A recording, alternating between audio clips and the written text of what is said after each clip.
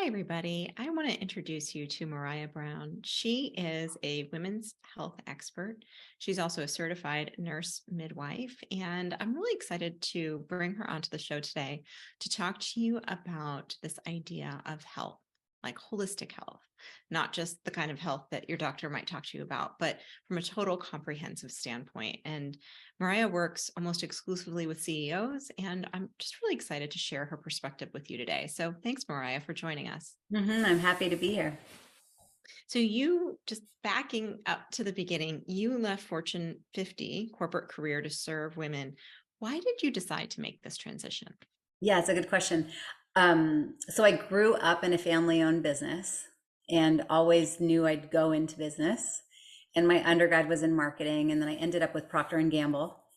And I was, top 10% in the nation, earmarked for future corporate, living between Cincinnati and LA. And my best friend from high school was pregnant and asked me to be at her birth. Wow. And she went into labor and I showed up and it changed my life.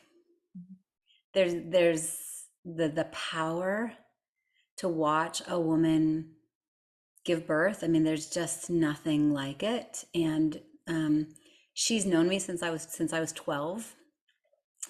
And I'll never forget, after the OB left the hospital room, the nurse left the hospital room, her mom was out of the room. It was just her and I. And all I was doing, I was just crying. I mean, it moved me so much. Mhm. And she said, "Maraya, come here." She said, "The only touch I felt was yours, and the only voice I heard was yours. I feel like this is what you're meant to do." Wow. And I said, "Me too, but like, what the heck?" This is not what I expected. I was in business suits and stilettos and thought I'd get my MBA. And so I got certified as a doula, and I started volunteering at UCLA Santa Monica in the Hollywood Birthing Center, and uh, hiked the Inca Trail in Peru up to Machu Picchu. And it was on day 3 of the 4-day hike that I just decided. I said, this is just silly for me to continue a journey that I thought was predestined because it's what I expected and it's good money. But I have a calling that I can't deny. And so I came back and I quit my job and I booked a 1-year solo around the world trip and applied to grad school and worked with midwives while I traveled. And it's when I was actually in West Africa working with midwives there that I got accepted at Yale for their CNM program. And that's a quick snapshot of how that all went down. Wow. What a fascinating experience and story. Yeah. And so you went to Yale, you got your, I guess I'm assuming that's the nursing. That's the CNM. Yeah. So it's a nurse practitioner training, and I specialize in OBGYN. So I'm called a certified nurse midwife. Gotcha. Oh, wow. Very neat. Yeah. And so a lot of women, when we're going to talk specifically to women business owners, CEOs, it's a lot of who's listening today. They've been wearing a lot of hats, CEO, mom, teacher.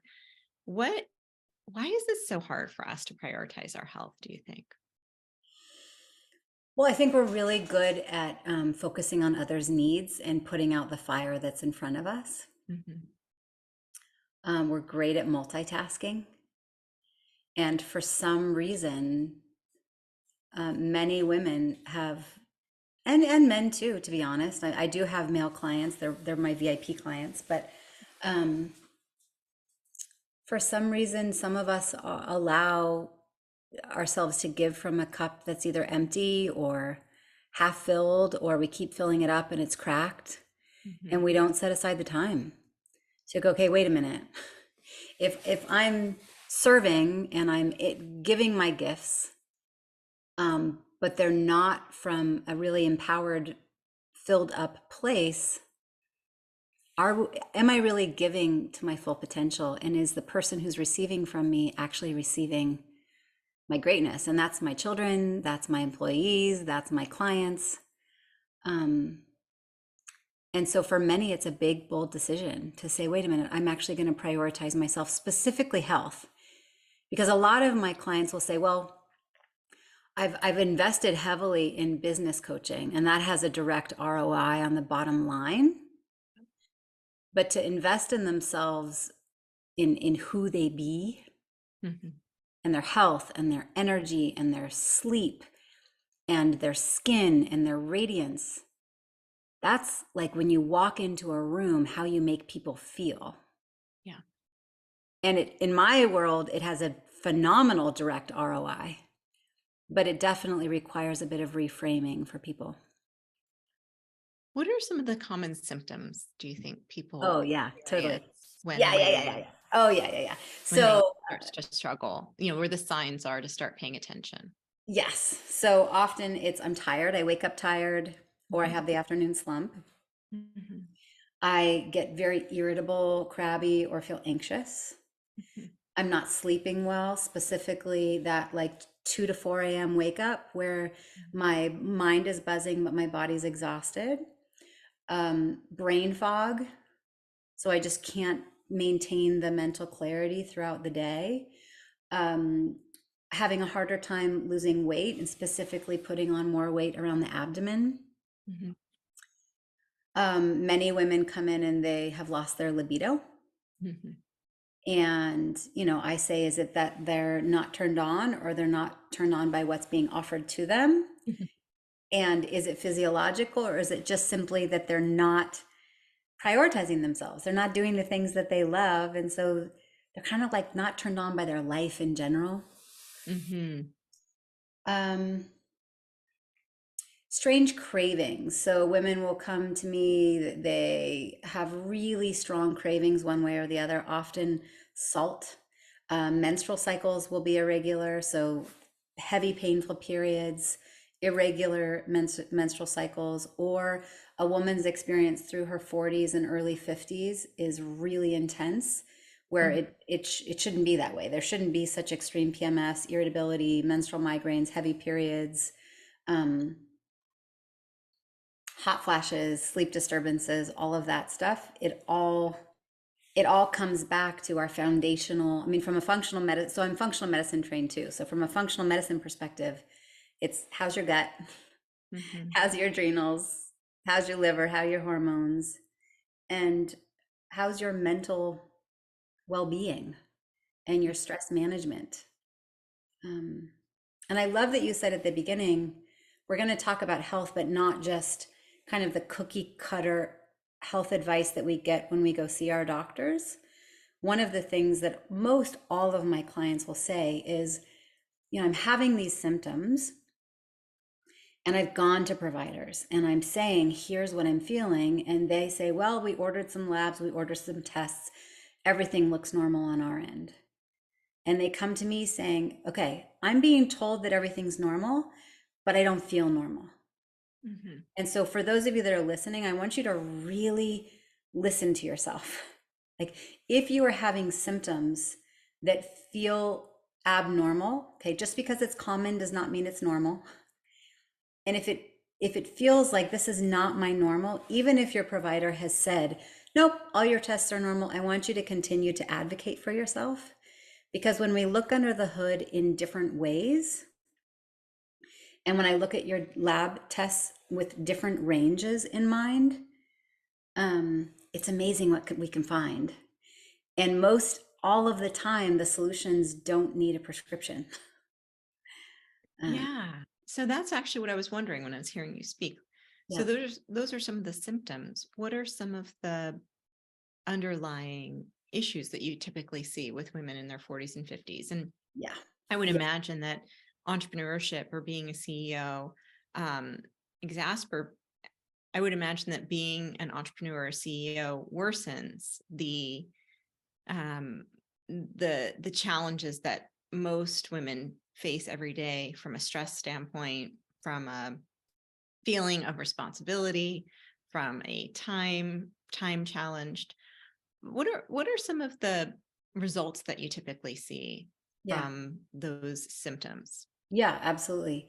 And I get it. I'm a CEO too. I'm a mom. I have 3 kids. They're 10 and younger. Mhm. And I also run a successful business. And, I think we get to be the CEO of our business. We also get to be the CEO of our lives. We get to be the CEO of our health. We get to be the CEO of our relationship. And so I heard two parts to that question. First is, what are the most common causes? And second, what are the results that I see in the Mhm. clients that come and work with me?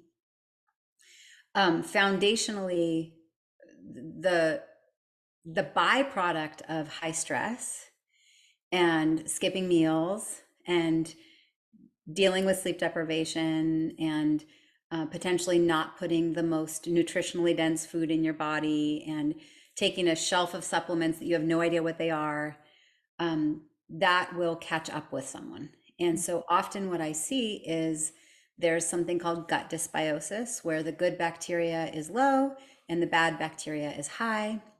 Mhm. So now we're not absorbing the nutrients from the food that we're eating. It's causing body aches and brain fog and immune dysfunction. So now we get sick easily, or it takes us longer to recover.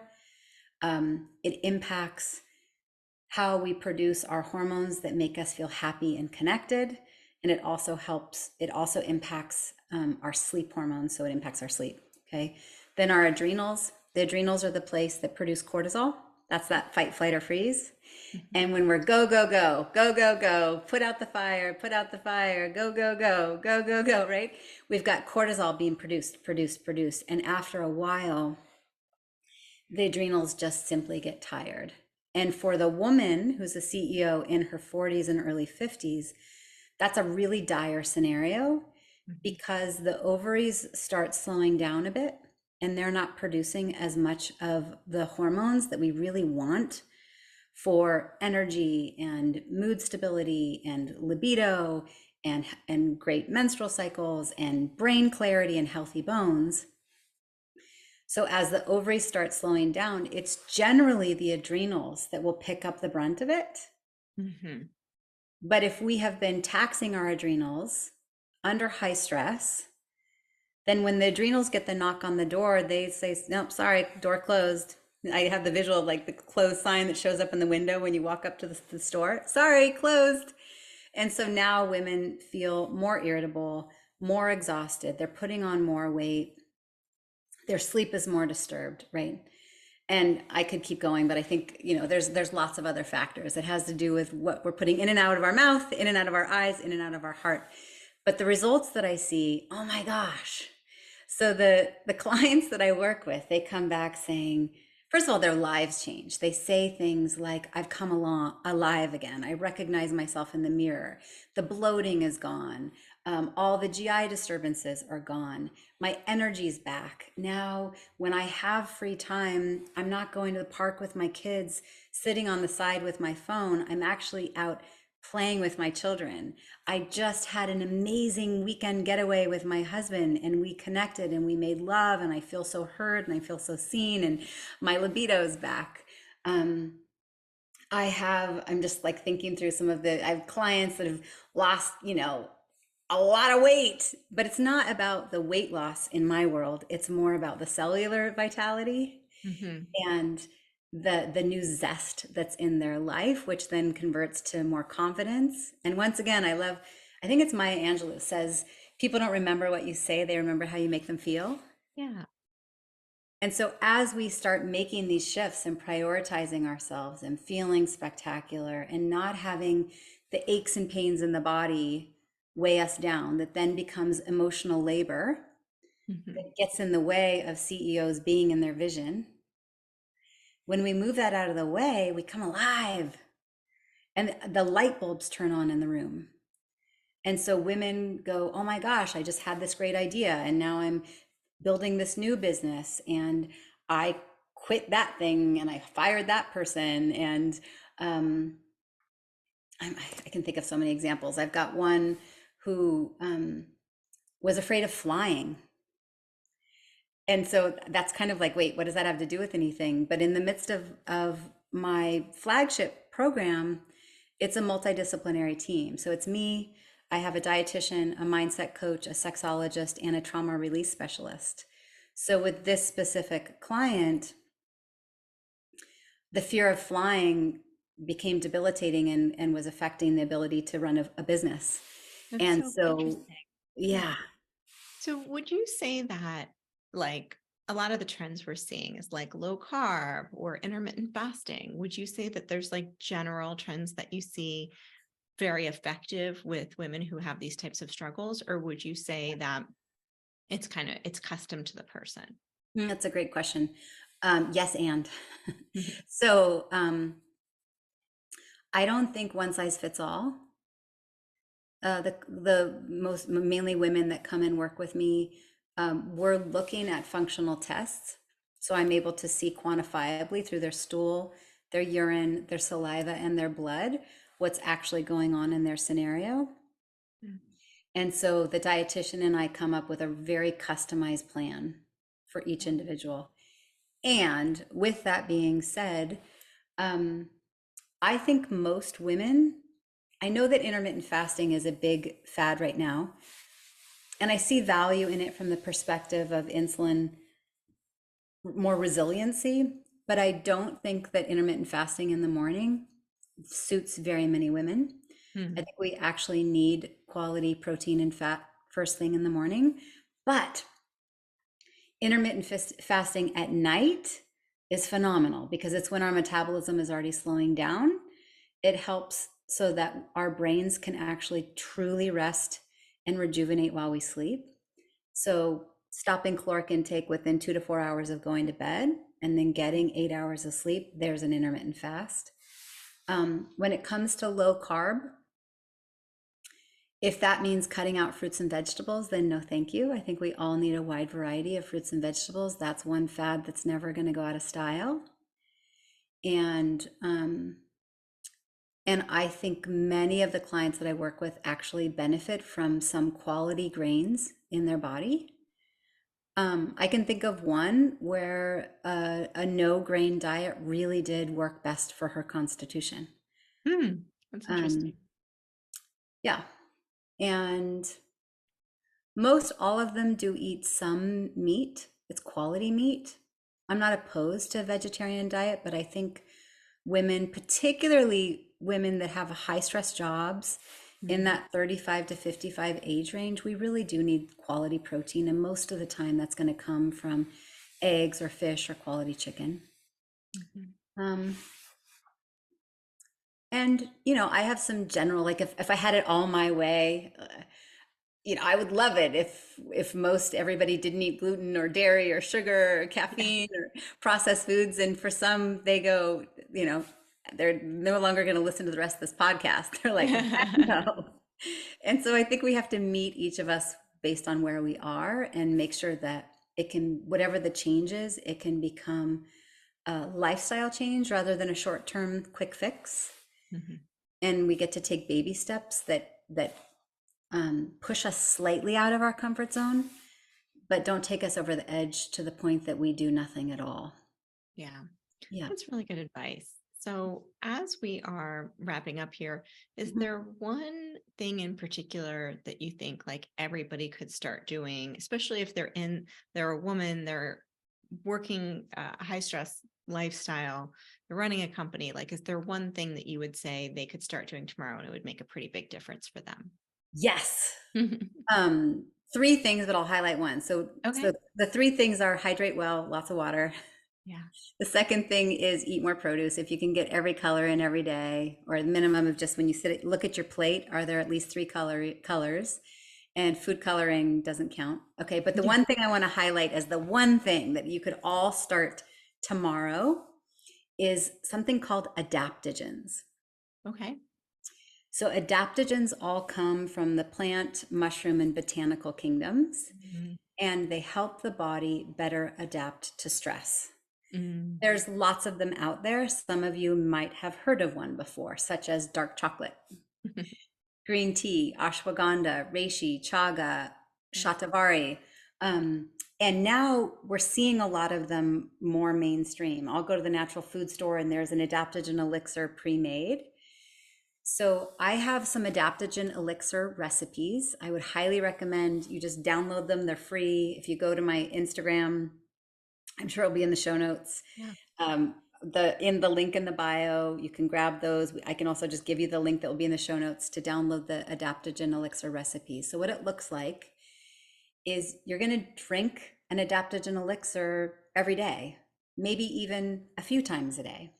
And there's three main components. It's the adaptogen, a protein source, and a fat source. And then you add hot water and some nut milk and sweetener to taste. So we've got the adaptogen. When you look at the recipes, Rasa and Four Sigmatic are two very common brands. Also Anima Mundi, I love Anima Mundi. And so you have your adaptogen, and they have all different flavors. So this should be an enjoyable hot beverage experience, ideally as a coffee replacement or a coffee titration down. And then you add your protein source. So most of the time for me, that's a powdered collagen. If you don't do collagen, you can do a plant-based protein powder instead. And then you'll add hot water. I like to add Dandy Blend sometimes because it gives that kind of coffee flavor, but it's also supporting my liver and supporting your liver, and also adding something that's called prebiotics. And then you add your fat source. So fat source is generally going to be MCT oil, coconut oil. You could use avocado oil, olive oil, organic ghee. There's lots of options. And then depending on how you enjoy the texture, you can emulsify it with a little hand frother. Add some nut milk to taste. Maybe you like really light nut milks, like a rice milk or a almond milk. I like really creamy, like the Nut Pods or the Costco organic soy milk. And then I'll usually do just a couple drops of stevia. And pretty much everyone that works with me ends up making these. And then sometimes we'll supplement with additional adaptogens that are personalized to the individual at a very specific time in the day based on their 24-hour cortisol curve. But what this does is it goes into your body and helps the body better adapt to stress. Oh, that's great. Yeah. And each adaptogen kind of has its own magic, so to speak. I'm not going to get into all the specifics here, but just know that it's feeding your immune health, it's helping your thyroid, it's giving you more stamina, it's helping with juiciness and vitality. Some of them are great for mood. And that alone, plus when you're adding in the protein and the fat source, now we're helping to stabilize your blood sugars. Yeah. So you're not having the big roller coasters through the day. And now your body, at a foundational kind of unconscious level, feels safe, right? Yeah. It's not in starvation mode. It's not in fight, flight, or freeze. So when you feel safe, now you can think more clearly. Now when your body feels safe, that's when it will produce kind of the fun hormones, our estrogen, our progesterone, our testosterone, right? Because the body will choose either stress or bliss. And if it's in stress, that means survival. So it's always going to choose survival first. Do I need to run fast, fight hard, or freeze? And so when we can get ourselves out of that place and actually feeling safe, then we get to really get the juiciness flowing. That's so neat. Well, I'm going to go download that. I think that sounds really fascinating.